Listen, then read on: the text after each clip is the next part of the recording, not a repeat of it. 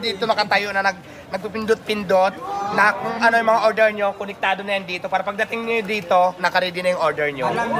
So, ganun na po siya ka-high-tech yung Diwata Paris. Tapos syempre pa, ito yung kitchen pa lang to pinakita ko. Dito naman tayo sa dine-in area. Siyempre, tingnan natin doon sa kitchen, nag-order tayo. Ito na po yung dine-in area. Ito sa camera.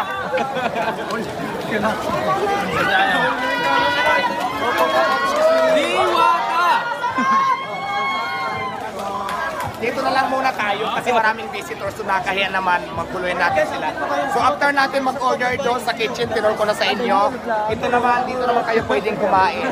Pero syempre dyan sa labas, yung nakikita sa may billboard na yan, yung may mga spaghetti, may sukulit.